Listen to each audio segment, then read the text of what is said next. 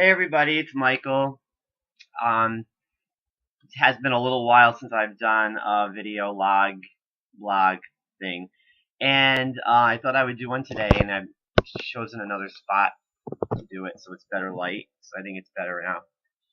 Anyway, I had quite an adventure on the way home from work today, so I just thought I would relay it in a little blog. Um, so what happened was I left work at 4 o'clock, and I was changed into my gym clothes, and my intentions were to go to the gym. I had a very mind-numbing day. Well, not numbing. It was just I used my brain a lot. So my brain, my eyes. I used my eyes, my brain, my hand on the mouse, um, my voice, talking to people. So I used a lot of my senses, and it kind of wore me out in plain English. So it was a good day though. I got a lot accomplished. So I thought, all right, I'll definitely go to the gym because it'll clear my head and rejuvenate me for the evening.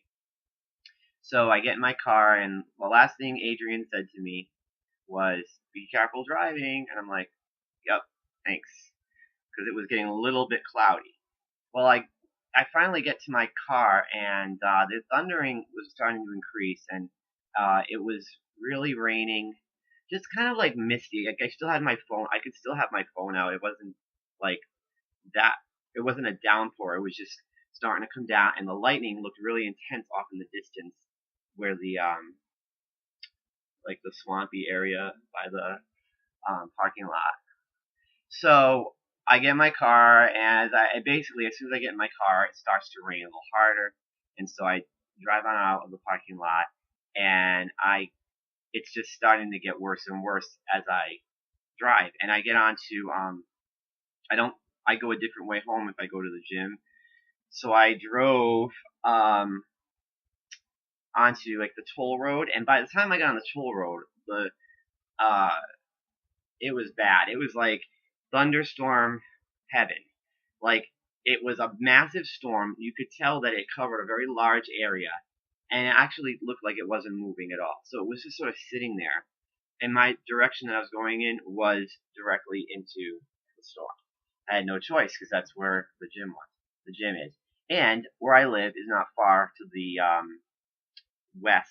east of that. So I get in the car, and basically it gets really bad really fast, and before you know it, I have my hazard lights on. I'm going 35 miles an hour. There's cars pulling over. Next thing you know, it's hailing. I'm going through the toll booths, and the toll plaza, or whatever you want to call it, I thought they used to, if it was that bad, just flag you through. They would just turn the light green, and you would just go through because it was just not safe. Um, However, that wasn't the case this time. Excuse me. Um, they were taking the money, which is fine because you get under there and you're under like shelter a little bit. So, but the rain was like coming sideways. It was like like whipping at the car back and forth, and the hail, like I said, it was hailing, and I felt like I was driving right into a thunderstorm, and I couldn't see the edges of the thunderstorm because here in Florida, the tropical weather it rains and thunderstorms like this every single day, so it's nothing new in the summer. So, but it was like it immediately made me feel like this is different. Now I didn't think it was a tornado because I didn't see funnel clouds, but I just was like, oh my god, this is really bad. So halfway to the exit of the gym, I'm thinking, I am just not going to go to the gym. This is really bad. I don't want to get out of my car. I don't want to bother with an umbrella just to go in to do a little workout. I'm just going to go right home, and I'm going to just get home, try to get home safely. So it was really treacherous getting off the exit there, and then I stopped at the ATM, and now it was kind of like lighter there. It kind of died down a little, but I was a little bit more west of where the storm was. So I turned towards to go to my house. So now I'm driving back into the storm, and the storm is just like hovering over my area where my neighborhood is. And this again going really slow. The cars are just whipping by a little bit. I mean, everyone was actually going really slow. It was like people understood. So I'm turned back up the street, the main street, and I see that it's flooding, like on on Central Florida Parkway by Shingle Creek, and that's like the swamp, it's like that's the headwaters of the Florida Everglades.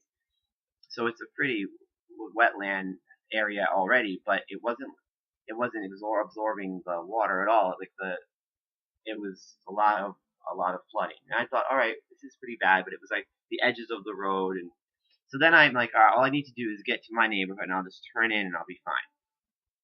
No, that was the worst part of the whole thing. Was when I turned into my neighborhood, the flooding was deep, and it was, I don't know how deep, a few inches, maybe like a third of the tire. So you're going through these big swashes of just flooded land. And so I finally get on to my subdivision, and thinking, all right, when I turn down my street, it'll be fine. It'll probably have drained or whatever. No, it was really, really bad. So I'm driving, and it's like going through floodwaters, and I've never driven through floodwaters like that before. I mean, I've driven through a little bit of flooding on the sides of the road, but this was like really bad because the storm had pretty much. It took me an hour to get home, so the storm pretty much sat over Williamsburg, Florida, which is where I live, and it just sat there for an hour and dumped rain and lightning and everything else. And so I'm driving down my street. I'm like, I have to get to my house, and then I get to like the cul-de-sac part of the like the round part, and it was really deep. I didn't even know if I could go any further. So I drove up onto my lawn, because it's like my house is up an embankment, so it's like luckily. So I go up onto the lawn, and my car wouldn't go any further. It kind of just like got stuck. At this point, now the rain really wasn't hard. It was just it was already kind of clearing, but the whole cul-de-sac was like a lake, and a pretty, not a shallow lake. So I opened the door to get out, and I looked, and there was like, I don't know, a foot of water. Like if I had put my foot in it, it would go over my ankle. So I climbed over the passenger side, and I opened the door, and I was able to get out onto the lawn and climb out. My whole driveway was flooded. My driveway goes at an angle like this. It is pretty steep, whereas like the neighbors is pretty flat. So the neighbors, because it was flat, it was all the way up to their garage and like a few inches up. Mine reached all the way up to the top of the driveway, but it didn't go in the garage, which is good. I got in the house. I opened the door, and I'm expecting to see like the whole house flooded, and it was fine. It was actually fine because my back porch was not, because it's all up on an embankment. There's a waterway behind my house, but that's like, I don't know. It's just the water was all in one area in front of the house. So anyway, I made it into the house. It was very, very scary. I was like not sure what to do, and none of the neighbors were home except for the ones across diagonally, because I saw their car, but no one was out. So I'm thinking, oh my God, what are these? The neighbors are gonna start coming home, and they're not gonna know what to do. And lo and behold, like my neighbor across the street, I see their car come down, and then I see it turn around, because they knew they couldn't, because their car was like a smaller car, where mine could like kind of get through it, I guess. I don't know, but they left. They like went somewhere to wait for the floodwaters to recede, and they weren't receding. They were just kind of staying like that for a while. And it was like about a foot of water, because the mailbox, everything was just like, it was like out of a movie, and I was just like, I'm home, I'm safe. And I'm thinking, what if I get stuck here and I can't leave?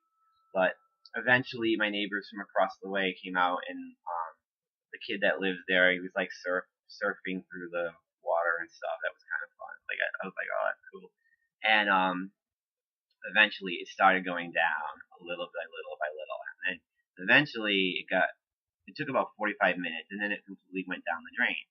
So the drain area of the cul-de-sac was probably clogged with debris, because it does that every 5 years. So last time it was cleaned was 5 years ago. So then I saw the Orange County utility vehicle come out, and my neighbor that finally they'd come home, and he was talking to them. So I'm like, I'm sure they'll probably fix the drain area. but it was weird, and it was like it was weird to see. I know that that's like not a really bad flood compared to what has happened with flooding and tsunamis and things like that, but it's really scary when you think this is my house, and it could be flooded or float away, and really scary. It makes you really think, but I'm just really glad that the county is kind of on it. So, and that I'm sitting in my room and it's dry and there's nothing wet because it was weird. So, anyway, that's my story about the flash flood of summer 2014. Um, this is really random, the story, but this is an Ebola virus giant microbe stuffed animal, and I just thought I would share that with you guys because it's kind of cool. A friend gave it to me a long time ago, like all coiled up like a snake, but it's an Ebola, so it protects me from it. Right. All right. Well, everyone, have a great weekend. Actually, it's Thursday, so tomorrow is Friday, and that's the weekend, and I'm excited for it. Lots of good stuff going on, and I will fill you in on that when the weekend comes. So have a great night, and remember to be careful when there's a flood or there's any kind of thunderstorms. Just to be really safe and drive really slow and pull over if you have to. Have a good night, everyone.